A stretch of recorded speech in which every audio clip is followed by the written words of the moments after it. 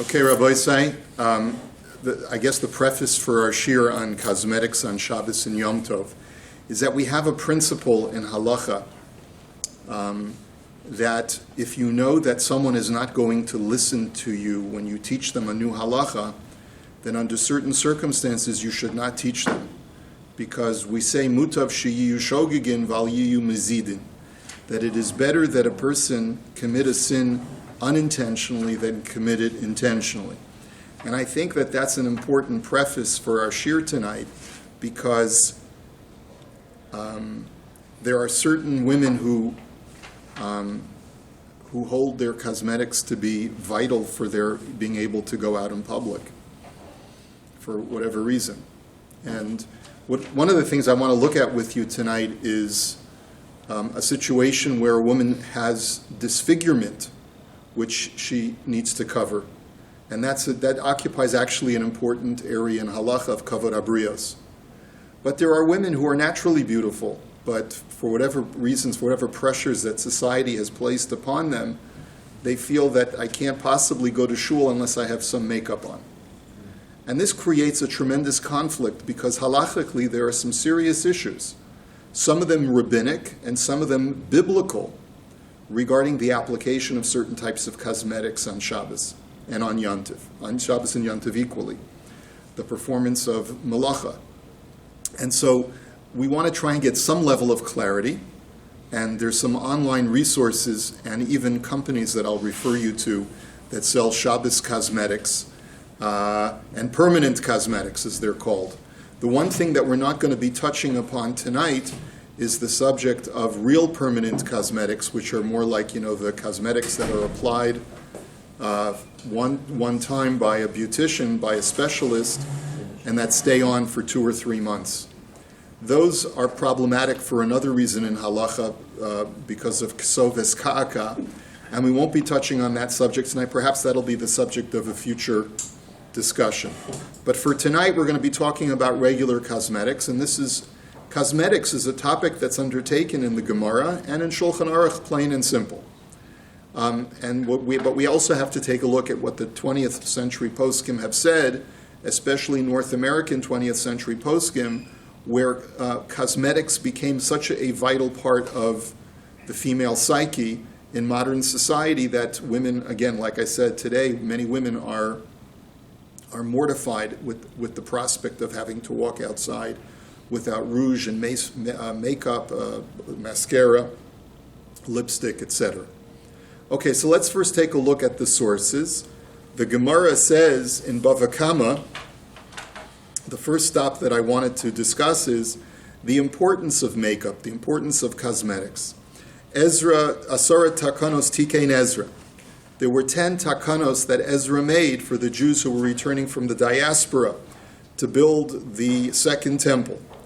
And one of those 10, we're not going to go through all 10 of them, but one of those 10 is Vishiyu Rochlin Machzirin Ba'ayaros, that he permitted traveling salesmen to go from town to town. And the reason why this was such a novelty is because a town has a right to sort of bar traveling merchants to come to their town at their discretion. If they feel like there's a local merchant that would be losing business, they can bar outside merchants from coming into their city.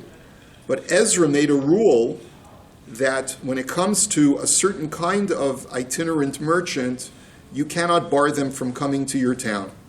And what are these people? Rashi, the Gemara explains, Vishiyu Rochlin Mechazrin Bayaros, what kind of merchants? Mishum tachshite nashim kedei shelo yizganu al baleihem. That he felt that it was important that women have as much access to adornments as possible so that a woman would not become unattractive to her husband. So Chazal are sensitive to this. It goes all the way back to the times of Ezra, that a woman should have access to making herself look pretty, even to the point where, even though normally from a commercial halachic standpoint, you can bar certain merchants, Ezra says you can't bar this kind of merchant from your town. Now let's take a look at some of now that's just adornments in general. That could refer to jewelry, it could refer to clothing. but it doesn't necessarily refer to makeup. But the value of seeing this piece of Gemara at the beginning is to remind ourselves that the objective of halacha is not to make women look unattractive on Shabbos and Yom Tov. Okay? So comes along the Gemara in Maseches Shabbos on Daf Tzadi Dalet, and the Mishnah says, Hanotel tzipornav zu bezu, o beshina v'chein saro, v'chein tzfamo, v'chein zakano. Okay, there are certain types of grooming of the nails, of the hair, the mustache, and the beard. But those are things we're not going to deal with tonight. However, the next part of the Mishnah says, V'chein ha-godeles, v'chein ha-kocheles, v'chein ha-pokeses. If a woman does these three types of activity on Shabbos, Rabbi Eliezer mechayev v'chachamim osrin mishum shavus. It's a machlokus between Rabbi Eliezer and the Chachamim whether these three activities, godeles, kocheles, and pokeses, are aser midioraisa because they're a malacha, or whether they're aser only midirabanan. Everyone agrees that these three activities are asur. The question is it midirabanan or midioraita?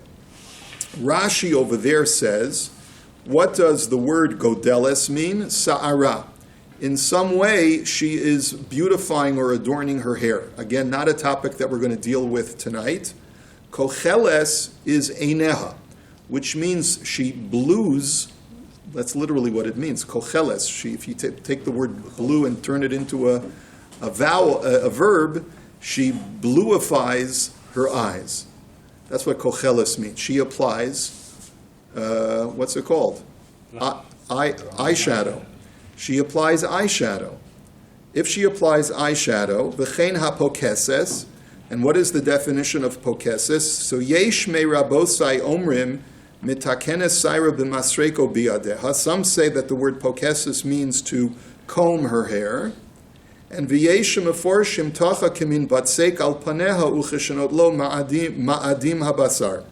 Some say that the word pokeses means that she takes dough or other sticky material, slaps it onto her face, and then pulls it off. So that makes the skin ruddy, and in so doing, she gets a nicer reddish complexion. So clearly, reddish skin was a sign of beauty even in the ancient world. And today, women apply rouge instead of doing this technique to redden their skin. Okay, so Rabbi Eliezer mechayev bekulam chatas v'chachamim osu mishum shavus. The time of the Rabbi Eliezer mefarish b'gemara mishum may mechayev. So the Gemara will explain under what rubric these activities fall under to make them usher. Comes along the Gemara that Rashi says we'll see in source number 3. V'chein ha-godeles, v'chein ha-kocheles, v'chein ha-pokeses. So the Gemara wants to know what is the issue with these things. So Rabbi Avahu, finally, there's a lot of back and forth in the Gemara, which we're not going to go into tonight, but the poskim do deal with in great extent. This is really a gloss and a review that we're doing tonight. Ela Amar Rabbi Avahu lididim efarsheli minei de Rabbi Yossi Rabbi Chanina kocheles mishum tzova'as godeles upokeses mishum boine. He says the problem with these things is that kocheles, applying eyeshadow, is you're doing an act of dyeing. You're coloring the skin. And godeles upokeses mishum boneh. You're doing an act of construction in these other two things. You're constructing or braiding the hair, or you're combing the hair in some way to create a hairdo. And Tanya Rabbi Shimon ben Elazar Omer, Godeles, kocheles, upokeses, la'atzma petura, lechaverta chayeves. So comes along Rabbi Shimon ben Elazar and says that even according to the opinion of Rabbi Eliezer, who says that you are doing a malacha when you do these three things, that's only if you do them to someone else, because that's the normal activity of dyeing or building someone else's hair. You go to a hairstylist, you go to a beautician. But if you do them to yourself, even Rabbi Eliezer would agree that it's only an Isser D'Rabbanan because it's not the normal way that you do these things. So you remember, what's the malacha of putting dirt on? So the way that the Gemara says it is that it's bona. But the question is that because you're doing an act of construction? But it seems like from the second explanation in Rashi that perhaps Rashi does not subscribe to that line of the Gemara in his definition of pokeses, the second definition of pokeses. It sounds like you're coloring the skin. But maybe there's an act of construction in that you're creating a more beautiful complexion. I don't know. Okay. V'chein haya Rabbi Shimon ben Elazar Omer mishum Rabbi Eliezer Isha lo sa'avir sirak al paneha mipnei shetzovas. Similarly, it was said in the name of Rabbi Eliezer that a woman should not place srak on her face. And Rashi says, what is srak? Tseva adomhu, that it is a reddish dye. A woman is not allowed to apply a reddish dye like rouge on her face, which is stored in reeds, stored in like cylindrical containers, and it's because you're dyeing. Okay, let's take a look at the Shulchan Aruch. The Shulchan Aruch says, Asr li'isha shetavir b'shabes srak al paneha mishum tzoveya. A woman is not allowed to place srak, which we explained is a red dye. She cannot place it on her face because she is dyeing her skin. Umitam zeh asur likhol b'shabes, and it's for the same reason that you're not allowed to apply eye shadow, this kachol, this bluish dye on her eyelids.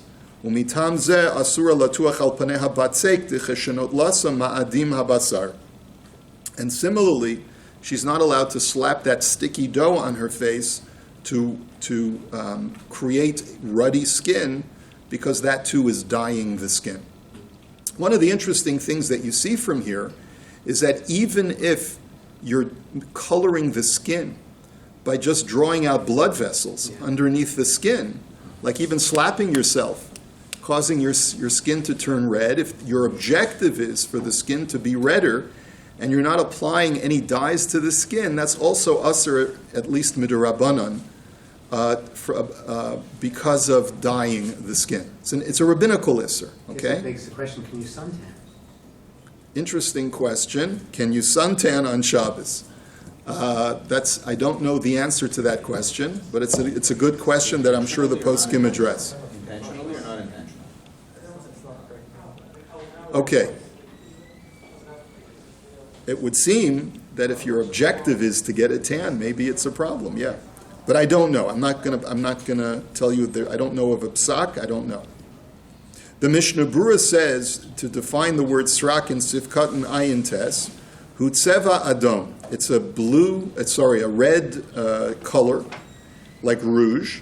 Uvitosefta Isa Shalot Tikaneach Paneha Bebeged Sheyesh Bo Srak. And the Tosefta adds to that, and it says, if a woman has a towel that has red dye on it, she's not allowed to wipe her face with it, even if her objective in wiping her face is to just wipe off the moisture that's on her face. But if invariably, as a result, red dye will get on her face as a result of her using a red towel that has red coloring on it, that's not permitted. Umashma afal gav delo miskavenes litzvia b'psik reishahu.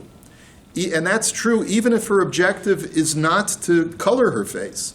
But if it's a psik reisha, we know that a psik reisha, that even if it's not your kavana, psik reisha, davar she'enu miskaven, is aser if you know it's a psik reisha, if you know that it's invariably going to happen.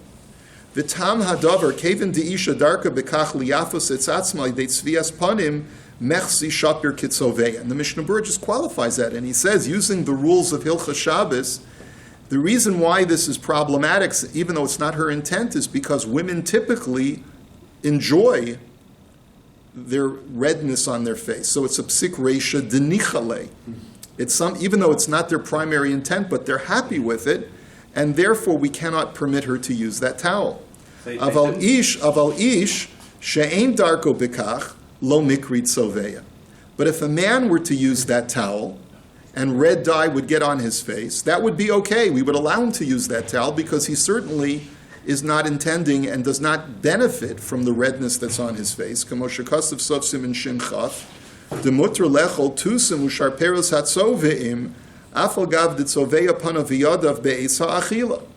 And that's why later in the Shulchan Aruch, it says that a person is allowed to eat berries and other fruits that will color their lips. You're allowed to eat berries that will color your lips, since your primary objective is not to color your lips, but rather to eat strawberries or raspberries, provided that they've been sufficiently checked for bugs. Umikol makom afilu havaras rak al pinei isha gamken eno ela midurabanan, dein svia midoraisa al or ha'adam. But Mishnah Berurah wants to make sure that you understand. Even direct application of rouge on the skin is only a rabbinical prohibition. It is not a biblical prohibition. Now, the Bir Halacha does bring Rishonim. The Smag disagrees. The Smag seems to paskin like Rebbe Eliezer, who holds that it is an Isser Deoraisa, but the predominant psak of the Achronim is that we paskin like the Chachamim, and that it's only an Isser Derabanan.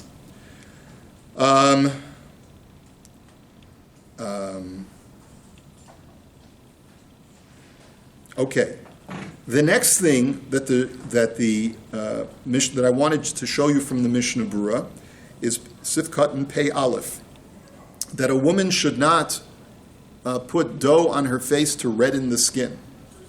So he says, "V'yesh shenogin devar iser lahachalik sa'arosehem b'chelev mehutach u'me'urav b'minei b'samim shekorin bilshonenu pumada or fumada." And the Mishnah Berurah says that there's another thing that women do. They wax their skin. And waxing the skin in order to remove some of the peach fuzz from women's faces is also, that's even more problematic, says the Mishnah Berurah, v'choshesheni lahem mechatas. He says, I'm worried that there is even, and by the way, not even to remove facial hair. He says they do this to give them a nicer complexion. He says, I'm worried that there may even be an Isser de'oraisa in that situation, not just an Isser de'rabanan. Why? Denira sheyesh bazeh mishum mimareach v'roi lahazir b'nei veiso al zeh. Because there's an additional problem, and that is the problem of smearing. That when you take a very viscous ointment and you smear it on your skin, like Vaseline or something like that, then, or this hot wax, and you smear it on the skin, it's not the coloring of the skin that's the Isser Deoraisa, but it's the act of smearing on Shabbos, which is a malacha. And that's a malacha even Deoraisa.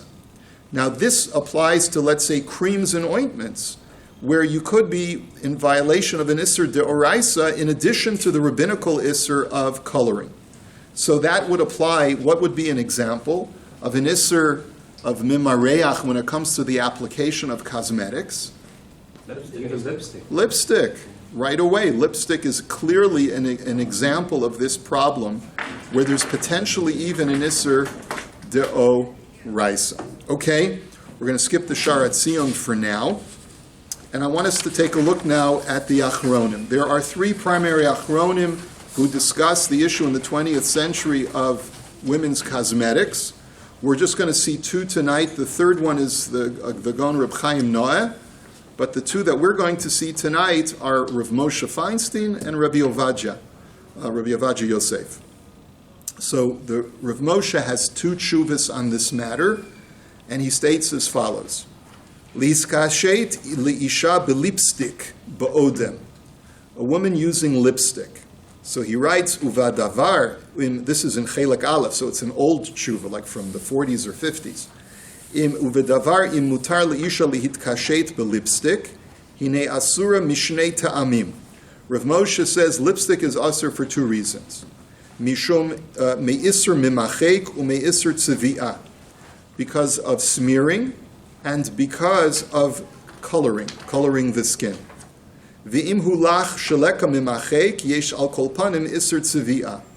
And even if it's liquid lipstick, like lip gloss, so there you've mitigated the lipstick problem because you're using gloss, so it's a liquid, but you still have the issue of dyeing.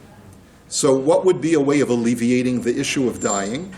Use a translucent lip gloss. So they have that. They have a translucent lip gloss, which doesn't color the lips, but it makes them look shiny. There you go. And that, according to this tshuva from Reb Moshe, that would be okay. And that's what we would recommend to any woman who's asking to use lipstick, is to use a translucent lip gloss that's not viscous, and in that way she obviates these two problems. V'chein asr l'isha litzboa es paneha midin tzivia.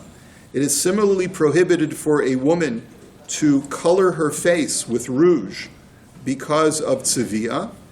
Aval lizrok es ha-powder lavan al hapanim shelo mitkayem klal ein bazeh isur tzivia. Then the last line that Rav Moshe writes is a leniency, and he says to apply white powder to the face, which does not stick to the face, is not a problem at all, because A, you're not dyeing, and it's not temporary, and it's not permanent. It doesn't stick, and therefore that is certainly permitted. Anyone mind if I close the door? I'm just going to close the door to avoid the outside noise. So what does that do, Rabbi? Just takes the shine off one's face? You're asking me things now that are beyond my realm of knowledge. You're asking me, what do cosmetics do? And I assume that what white powder does is that it makes the complexion more uniform, and it takes off if the woman is self-conscious about freckles and birthmarks and things like that, it gives it a more uniform appearance.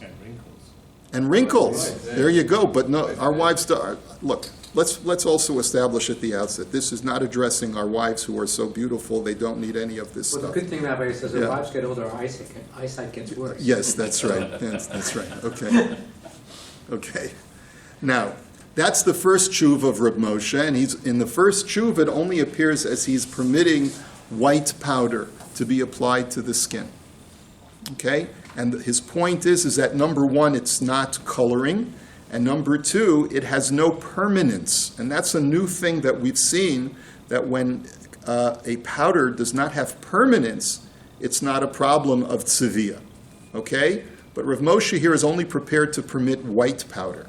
In a later tshuva, from Tafshin Daled Mem, which is from 1984, I know because that's the year I got married, right? So in 1984, Rav Moshe, this is a late tshuva from Rav Moshe, and he wrote to his grandson, and he wrote as follows: Hinei nachon mate heshafte laharav hagon morenu so and so odot mashakasav b'sifri Igros Moshe Orachaim Chelak Al Siman Kuf Yudalet be'inyan tzvias haponim. You were correct to paskin as you did to Rabbi so and so regarding applying cosmetics to the face. V'zeh lashon hatshuva, and Rav Moshe simply quotes what he had written before about white powder. V'amarta shelichora yesh lahatir mahaytaima gam b'minei avkat efor hatzivuim u'chamoshe huzkar b'shmi b'choveret l'torah v'hora chelek zayin daf chavches. Based on what I wrote, not only should white powder be permitted, but even colored powder should be permitted because it's not sevilla based on its temporary nature.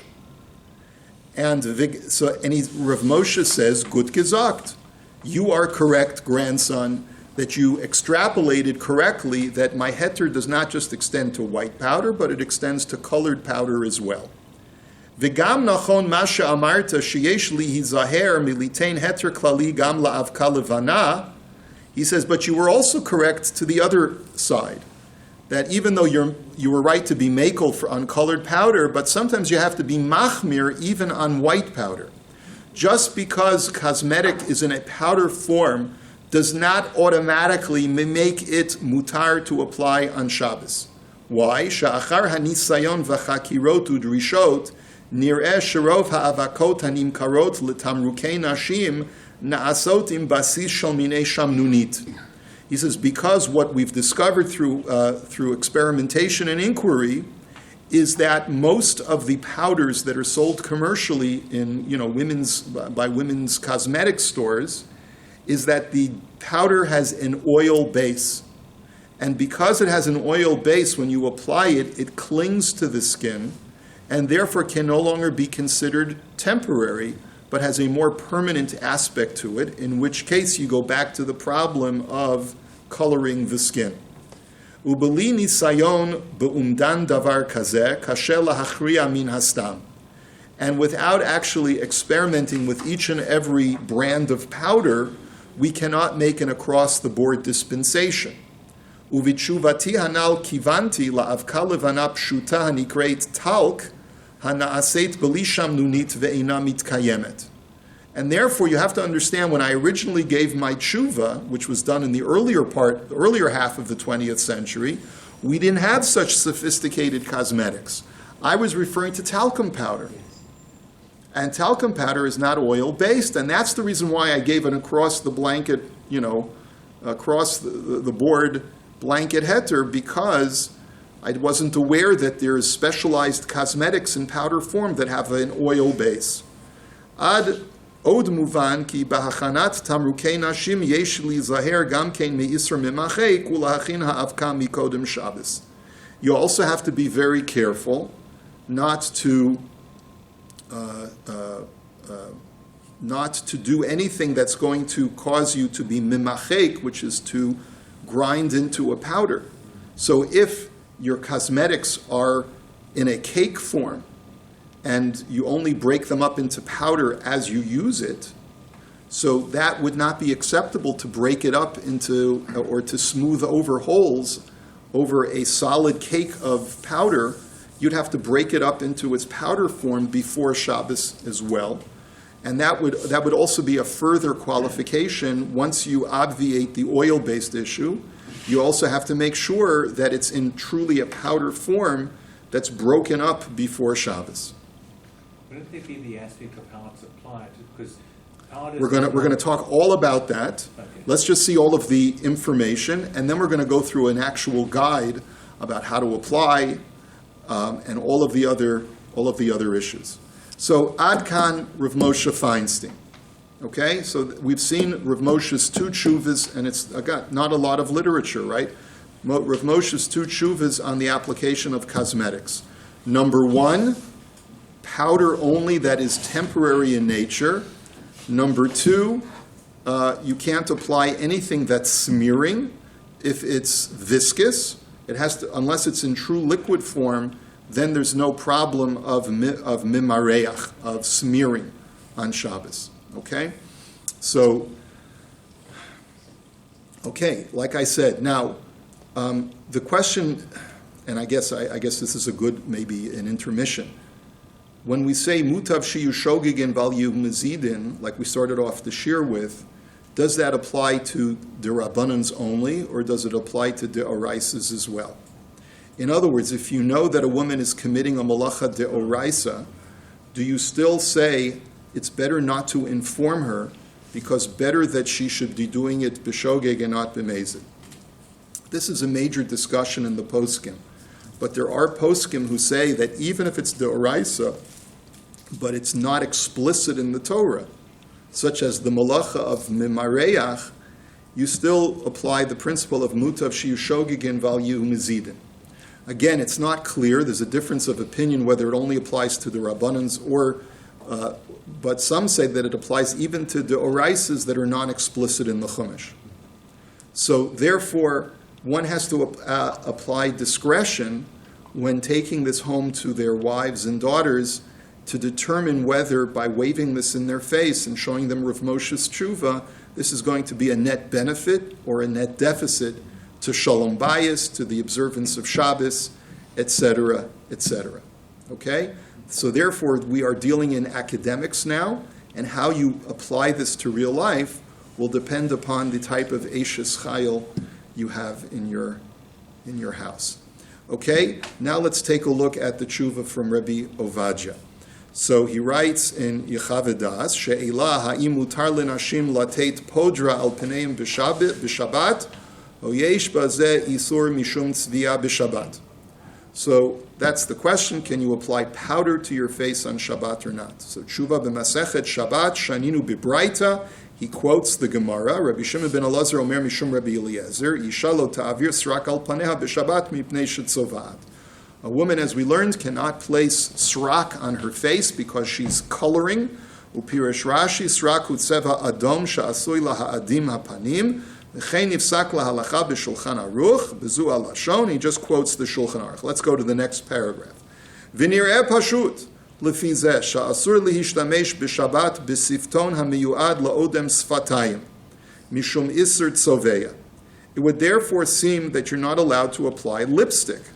I guess a sifton is a lipstick, from the word safa, which is the lips. V'katav maran habeit. I always thought that lipstick in Hebrew was lipstick because I learned Rav Moshe, right? Rav Moshe called it lipstick. So Rav Avadia has a real Hebrew word, the sifton, which is also, by the way, it's a modern made-up Hebrew word, right? V'katav marana beit Yosef she'isur zehu mid'Rabbanan uchemavor berambam shelo kedivri Rabbeinu Moshe mikutzi b'sefer mitzvahs hagadol she'oser zot min haTorah. That soveya is only an isur derabanan, not like the Smag says that it's deoraisa. V'lichora nitinat hapodra al hapanim b'Shabbat. Now it's interesting that he says that even he ignores the issue of mimareach here, which is quite curious. But anyway, we'll move on. He says, now applying powder, domeh lahavarat srak al paneh asru chazal. Applying rouge would be the same thing, a rouge powder would be the same thing as applying lipstick, it's dyeing the skin. Ulam la'achar hitbonenut nireh sheyesh lechalek bein ha'avarat srak shuhu davar hamitkayem l'nitinat avkat hapodra al hapanim. But after some investigation or some thinking, I believe he says that you can distinguish between placing srak, which is a red coloring on the face, versus the application of powder on the face. Shebemeshech zman ma hi mitnadefet me'eleha ve'ena mitkayemet klal. So the language of Rav Avadia is more rich. He says that because the powder falls off in a very short period of time, you need to constantly reapply the powder every couple of hours. Uchein ma shekatvu ha'achronim shemutar latet meibosim al hapanim v'hayadayim b'Shabbat ve'ein bazeh mishum molidreicha b'Shabbat mikivan she'eno mitkayem. And this is very similar to what the achronim write, who say that you're allowed to take, let's say, rose water, scented water, and apply it to your hands and to your face, and there's no problem of creating fragrance on Shabbos because it's purely temporary. Now, to what extent the temporary nature of that cologne or perfume is, he doesn't say. Depends, I guess, on the potency of that perfume. Uchemavor b'tshuvat hechacham tzvi, uv'shelat yayvitz, uv'shut ginat v'radim, uv'petach advir, uv'mishnah bura v'od. V'hu adin la'avkat ha'podra she'ena mitkayemet klal, v'chein pasak la'atir mitam zeh hagon Rav Moshe Feinstein, b'shut igros Moshe. And that's how Rav Moshe paskin. He quotes the first tshuva of Rav Moshe. Perhaps Rav Avadia wrote this before the second tshuva was published. Now, umilvad ze nira shelo asru ha'avarat srak el mipnei shahasrak nidbak yafeh ba'or hapanim uchmo shekatav hami'iri Shabbos. He says, besides that, it's clear that they only prohibited the placement of srak, this red coloring, because it has some aspect of it adheres very well to the skin. As the Meiri writes in his commentary, V'zu l'shono, and as he says, the Meiri, Asur li'isha lahavir srak al panea b'Shabbos, v'hu hadvakat samim adomim al panim, laharot atzma shihi na'ah. What this means is placing red samim, red herbs, on her face to show that she is beautiful. Okay, mipnei shehi ke'ein tzivia, because it's like dying. V'chein pasku d'olei machabrim. Aval avkat podra sheina nidveket bepanim. But continues Rabbi Ovadia, that applying powder that does not adhere that well, ein bazeh mishum iser tzivia afilu mid'Rabbanan. There's not even a rabbinic prohibition. V'chein pasak hagon Rabbi Avram Chaim Noah b'sefer Ketzos HaShulchan cheleches shekol she'ein atzeva nidvak yafa b'nitzba lo shayich bo geder tzivia v'lechein yish lahat l'shtamish b'podra b'Shabbos ayin sham. And therefore, he says, it makes perfectly good sense to permit the application of powder because that's not something that adheres that well to the skin, and therefore it's not even called dyeing. When it's just surface powder, you're not dyeing the base surface, and therefore it's perfectly fine. Ve'ein lahakshot al zeh mima she'omru b'Yerushalmi hahi itza desharka apa chayevet mishum milabein. So we're going to skip the next paragraph and skip the following paragraph and go to the underlined section. He does bring that there are poskim who would argue that even surface-colored powder should be usr, and perhaps we should only be matr the white powder, the talc. But he says no, we can be makel even with the colored powder. Bein ba'avkat podra levana, u bein ba'avkat podra tzivonit. Hol v'chol ikar isur ha'avar atzrak b'shabes hu midirabanan, v'gam hu shanoi b'machloket. He says, and the reason why we can be lenient is because we're only dealing at most with an Isser D'Rabbanan, as the Shulchan Aruch paskins. And since the issue is a machlokus, anytime there's a machlokus and a D'Rabbanan, you have a right to be lenient by the more lenient position. Ki mevuar b'sefer hamarot sharifu bal ha'hashlama hishmitu din zeh mihilchotehem mipnei shesavrim sheha'oser kein b'gemar yechidahu v'lo kaimelan kavate shein derech tziviyah b'kach, that if it's not the norm to dye in that fashion using a surface powder, then it's bichlal not tziviyah at all. Now, next paragraph. The alfal pi sha'anu ein lanu el psak marna shulchan aruch lahachmir, aval ein lahosif lesor gam netinat podra she'ena mitkayemet klal, v'gam eina nidveket bipanim kemo havar tzrak va'odem sfatayim. He says, therefore, you can't be more lenient than the Shulchan Aruch. However, you certainly can say that the Shulchan Aruch was not addressing a case of the application of a powder. And therefore you can be lenient, and it's unlike the application of lipstick or the application of rouge, which is in liquid or cream form. V'lachein yesh lahatir netinat podra gam tzivonit, uvilvad shelo tehiyeh me'urevet b'mishcha o krem, provided that the powder is not oil-based or is not cream-based. And take a look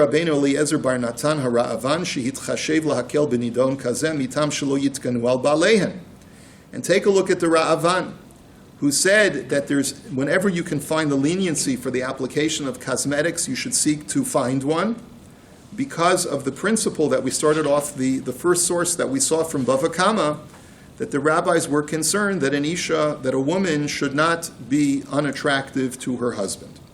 Bifrat li'isha haragila bekach, and this is especially true if a woman applies cosmetics on a daily basis. To deprive her of that opportunity on Shabbos and Yom Tov across the board would make life very difficult, and not only would it make her unattractive to her husband on a day when she should arguably be most attractive to her husband, but also might, and Rav Avadia doesn't say this, but it seems to me also that it certainly takes away her oneg Shabbos if she has a poor body image, poor facial image, especially on Shabbos. Uv'shal so from Helach Achar HaMekel Kimavur B'Maseches Avodah Zarah V'chein Pashad HaMinag Lahakel V'Hanat Lahem LiYisrael. Leave the Jewish people alone. If they are doing something already, allow them to continue doing it. Now we're going to take a little bit of an interlude at this point with source number 10. The Star K has a landmark guide to the application of cosmetics. That guide is on its website. It was written by my dear Chaver, Rabbi David Heber. We were in yeshiva together, we were in Kollel together, both in Baltimore and in San Diego for a number of years.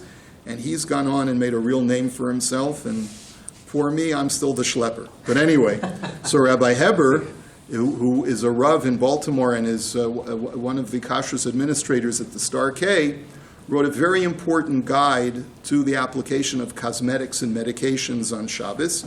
And we're just going to look at one section, which is section 4 from that guide, but I would recommend, I have the link in the handout from the star-k.org website, and I encourage you to go look at the entire guide. Shabbos makeup. So let's take a look what he writes. Most of the stuff we've already seen, but there's a lot of stuff that's going to be added based on some of the poskim who come after Rav Moshe and after Rabbi Ovadia. And a lot of it is just common sense, but there's a lot of stuff that's not intuitive that we should really point out. Rav Moshe Feinstein Zatzal was of the opinion that one may use powdered makeup that is not long-lasting. This circumvents the problem of tzoveya. The powder is commonly known as Shabbos makeup. Rav Moshe only allows the use of certain powders that have been carefully tested to ensure that they are not long-lasting. Rav Shlomo Zalman Auerbach Zatzal disagrees and opines that all makeup may not be applied on Shabbos regardless of how long it lasts. This opinion is more widely accepted by poskim. That is something that I would have to take issue with. That the latter opinion of Rav Shlomo Zalman is more widely accepted. It depends where you are. In Eretz Yisrael, it's more widely accepted because in Eretz Yisrael, they're not as hung up on cosmetics as they are in North America. I started off by saying that. Remember, Rav Moshe was really addressing a North American audience, and because cosmetics is such a vital part of our culture in North America, that's why Rav Moshe was so longing to find a heter. And you'll see that there's actually a sefer that I quote here that demonstrates that a posek in Eretz Yisrael said they're crazy in North America for these cosmetics. It's not as much of an issue for us. So I take issue with that statement that this opinion is more widely accepted by poskim. According to Rav Shlomo Zalman, all makeup, even Shabbos makeup, is forbidden to use on Shabbos. One should consult a Rav to determine which opinion one should follow. To conform with Rav Moshe's ruling, Shabbos makeup may only be used under the following conditions. A, tested. It has been tested by a reliable Rav or certifying agency to confirm that it is temporary enough to meet Rav Moshe's standards. The product that one wishes to use on Shabbos must be specifically endorsed by the Rav or certifying agency. General statements should not be relied upon. Well, I'm not sure if I agree with that completely either. But I do agree with the fact that it's very difficult to make a determination what is oil-based and what is cream-based and what is not. You can't necessarily tell by reading the label, so you have to really make a determination. Fortunately, there are certain cosmetic companies that are run by Orthodox Jews that are specifically there to sell women Shabbos cosmetics. I have 3 websites on the last page. One is called SeventhDayShine.com, the other one is called ShabbosShimmer.com, and the third one is called ShaneDCosmetics.com. We are not, the disclaimer is we do not get any royalties or compensation from any of these companies, but if you go to their websites, you'll notice that they do have a page that talks about rabbinic endorsements in order to show that they have been certified, their particular cosmetics have been certified by a Rav. Now, B, dry face. One may not apply makeup onto a wet area because this will cause the makeup to stay on too long. Therefore, that's common sense, right? Therefore, before applying makeup, one's face must be dry and clean. When using Shabbos Moisturizer, which is the non-viscous type of liquid that moisturizes the face, one must wait until it is completely dried before applying Shabbos makeup. C, no mixing. And this is something that a number of poskim point out in the websites. One may not mix cosmetic colors because of tzoveya. In other words, if I've got one type of powder that is white and another type of powder that is red and I want to mix them together, that's problematic. Even if I apply them both to my face and they get mixed together, I'm coloring one of the powders. And therefore, a separate brush should be used for each color. One may not apply Shabbos makeup on top of non-Shabbos foundation or makeup that was applied before Shabbos. Why? Because that's, again, creating a sense of permanence that the heter does not address. In other words, if a woman put on a cream foundation on her face before Shabbos, she cannot now on Shabbos apply the Shabbos powder cosmetic because that's going to cause the powder to stick on an abnormally long time. And that, again, you have circumvented the whole basis of the heter, which is that it's meant to fall off. However, one may apply Shabbos blush on top of Shabbos foundation or reapply Shabbos makeup over existing Shabbos makeup that is the same color. Next, loose powder. According to some opinions, before Shabbos, one should remove the makeup from the cake, break it up, and use the loose powder on Shabbos. That's what we saw from Rabbi Ovadia. Okay, section 5, practical application on Shabbos. A, skincare. On a weekday before applying makeup, women often apply cleansers, toners, and moisturizers. On Shabbos, the following halachos apply to the usage of these skincare treatment products. Number 1, cleansers. One may not apply cream or gel, that's mimareach, or wet pad astringents, because that's a problem of schita, of squeezing out from a pad. However, one may apply a watery liquid cleanser with one's fingers. A cotton ball or cotton pad may not be used. By the way, that's a machlokes, but generally most poskim are machmir. To remove the cleanser on Shabbos, one should rinse it off with water or use a dry towel or facial tissue. One may not use a wet paper towel, pad, or sponge. Toner. A liquid toner used to freshen skin or to clean the pores may be applied directly by spraying onto one's face without a cotton ball. One may not use a wet paper towel or sponge to rinse it off. Moisturizer. Almost all varieties of this product are in a cream form and therefore may not be used on Shabbos because of mimareach. This is true of those dispensed by pump or from a jar. One possible substitute is a specially prepared watered-down spray or roll-on moisturizer. One must confirm with the Rav that the product is watered down enough so that its usage does not constitute mimarech. It has to be so non-viscous that it runs, it's very runny, and it's not a thick liquid. Number 4, deep cleansing treatment, including facial scrubs, peels, and masks, are not permissible for use on Shabbos since they are always in cream form and constitute mimareach. Okay, that's skincare. Now let's go to makeup. Okay, B, makeup. The following are halachic guidelines regarding the use of different makeups on Shabbos. Note, whenever a reference is made to Shabbos makeup, this refers to powder that has been tested by a reliable halachic authority to meet the standards of Rav Moshe. Number 1, foundation and concealer. This product is used to even out skin tones, smooth away the appearance of fine lines and imperfections, and apply a hint of color. So he says under that rubric of foundation, he has a moisturizing foundation with oil is usually a liquidy cream. Due to its thickness, it may not be used on Shabbos because of mimareach. Water-based foundation has a less thick consistency, but may still not be used on Shabbos because of mimareach. Pressed cake foundation that must be applied with a damp sponge may not be used on Shabbos because of schita, squeezing the sponge. Powder foundation generally may not be used on Shabbos because of tzoveya. However, there are Shabbos and because we said it has an oil or cream base. However, there are Shabbos makeup powdered foundations available that are not long-lasting and may be used according to Rav Moshe under the conditions listed above section 4. Number 2, blush and rouge. These powders are used to add color to one's face and to enhance cheek color. Regular powdered blush may not be used on Shabbos because of tzoveya. However, as mentioned, there is Shabbos makeup powdered blush available that is not long-lasting and may be used according to Rav Moshe under the conditions listed above. Blush in cream or stick form may not be used on Shabbos, even according to Rav Moshe, because of mimareach. Now, eye makeup. There are 4 areas of the eye to which women apply cosmetics to highlight and enhance the appearance of the eye. The eyebrow, the eyelid, the eyeline, and the eyelash. Aren't you glad you're not a woman? Shelo asani isha. I mean, just after reading this, I can make the bracha Shelo asani isha. Okay. Applying eye makeup in the form of cosmetic creams, regular non-Shabbos powders, cake, pencils, and liquid eyeliners is strictly forbidden on Shabbos. Now, beside the normal conditions of Shabbos makeup, according to some opinions, eye makeup poses additional concerns regarding blending colors.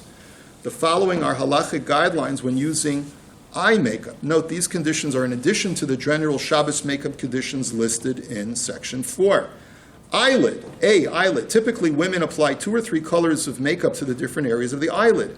It is preferable to avoid doing this on Shabbos since these colors will touch one another and blend, and that may constitute a rabbinical tzoveya. Therefore, it is best to apply only 1 color of Shabbos makeup powder to the eyelid. Eyebrow and eyeline. Women typically use cosmetic pencil liquid eyeliner in these areas. As indicated previously, these may not be used on Shabbos. However, there are Shabbos makeup powdered eyeliners available that are not long-lasting and may be used according to Rav Moshe under the conditions listed above. If the Shabbos eyebrow or eyeline powdered makeup color is different from the eyelid makeup color, it is preferable that the 2 colors do not touch.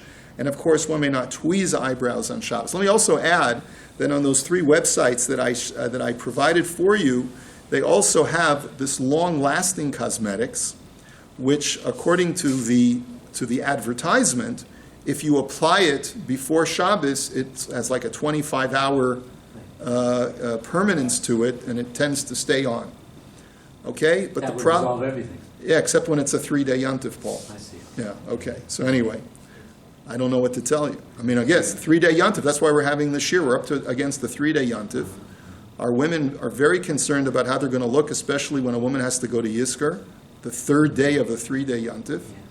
And it's humiliating for her because she's so used to appearing out in public in her normal, with her normal appearance, with her normal face, and it becomes very problematic.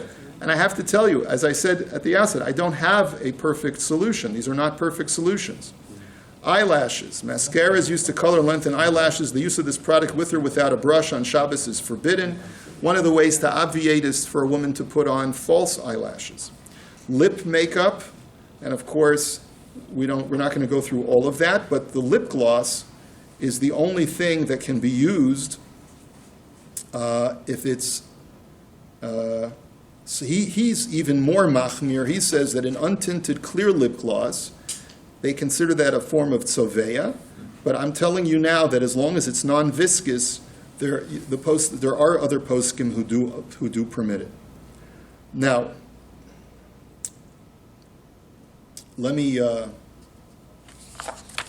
conclude with a couple of just little tidbits before we finish tonight.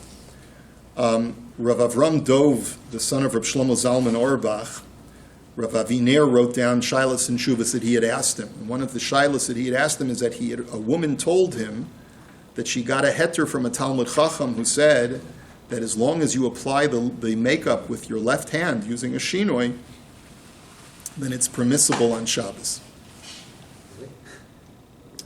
And first Rav Avram Dov is skeptical that heter would apply, but he says that he did hear of such a thing from Rav Yashav Dov Soloveitchik. And he says that would only work if you hold that the isser of applying makeup is not soveya, but rather kosev, but rather writing. Because a woman draws a line around her eye like an eyeliner, and that's more like kosev because you're trying to draw a straight line. They do with their rice skull. Well, it's only a derabanan because that's not normal ksiva. So it's not ksivas osios, so it'd only be derabanan. So if you use your left hand, maybe you could argue that using a shinoi you can be makel because of kavod abrios. And he writes that this is where he says v'yadati ki be'artzot habrit mechapsim bazeh kulot ki sham ein isha yotza mipetach beita kesheina tzavua. That's the line I wanted you to see.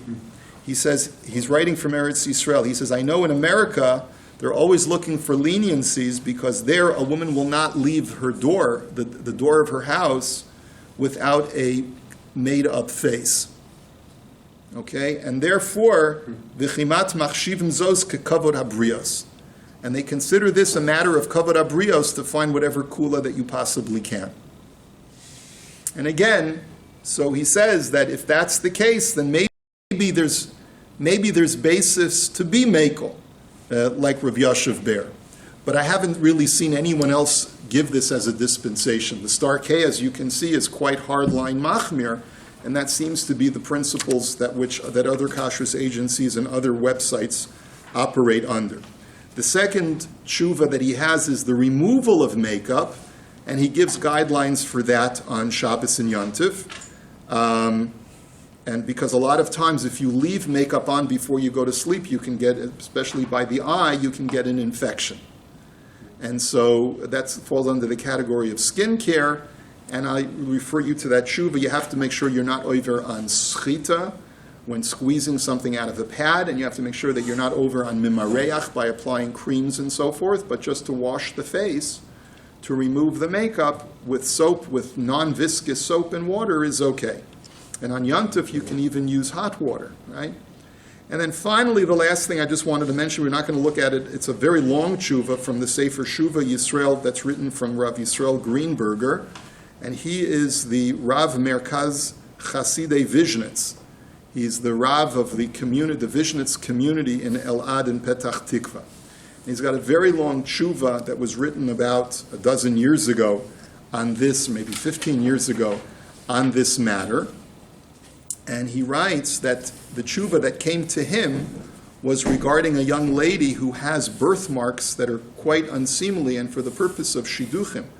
And also, even after she gets married, shelo tiskana al baila, that she should not be unattractive to her husband, we have to find whatever heter we possibly can.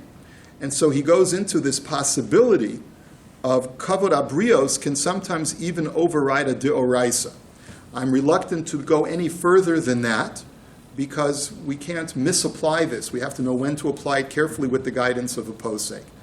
But his argument is that when truly there's a matter of kavod habrios, where a woman is disfigured in some way, there's even more room to be lenient for the application of cosmetics, that we should strive to define the heter as much as possible. Okay? So the first thing that I would say is like this. If your wife wants to use cosmetics on Shabbos and Yom Tov, the first thing is just to ask her, were you ever taught that there are restrictions to the application of cosmetics? Many women were never even taught that there's any restriction to the application of cosmetics, and they take it as a given that there's no difference between Shabbos and any other day of the year. And that's the first thing that a woman has to be told, is that you should know that there are certain restrictions and there are malachas that are involved, and leave it at that and see her reaction. If she throws something at you, so then back off and don't go any further. Okay? And don't take it any further. If she doesn't throw anything at you and she's genuinely interested, then you can tell her, take a look at this, go online, look, there's some companies that make special Shabbos cosmetics, and I'll pay with my credit card whatever it costs, especially for shipping to Canada, whatever it is, whatever makes you happy, sweetheart. Okay? And with that, we'll finish.